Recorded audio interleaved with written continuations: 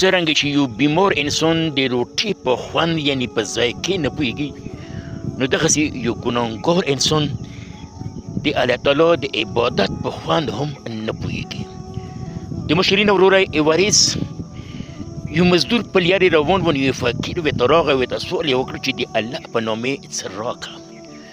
نو هغه مزدور ورته یې چې هغه مخامخ د الله تعالی کور ته وورشه ولې ډېر خلک وي تا له به ډېر څه میلاو شي. نو دغه فقیر جومات له مخامخ کېناسته کاشکول یې ونیوه چې کله خلک راوتل شروع کړو نو دغه فقیر یې ونیوه وویې راټوه برله یې وشړه د جومات نه. نو دغه فقیر نږدې مندر له لار و هغه ځای کېناستو نو همدغسې سلوک په مندر کې هم د ده سره وشوه.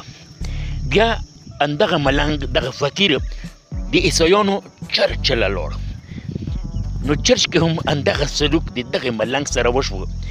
یعنې تر دې چې د هر مذهب و د هرې فرقې عبادتګاه له لاړ خو د ده سره همدغسې سلوک کېده لکه څرنګه په جومات کې په مندر کې په چرچ کې په ګرجې کې و په امام باړې کې وشوه.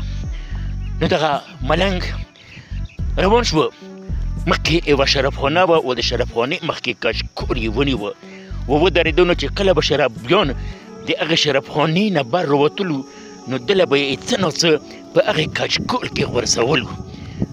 نو دا ملنګ دغه فقیر پاسه اسمان له سترګې کړې ورته یې چې یا الله اډرس یعنې پته د کوم ځای ورکوې و موجود په کوم ځای کې وي. خپل ځان خلاصاتو ډېره ډېره مهرباني خوشحال اوسو.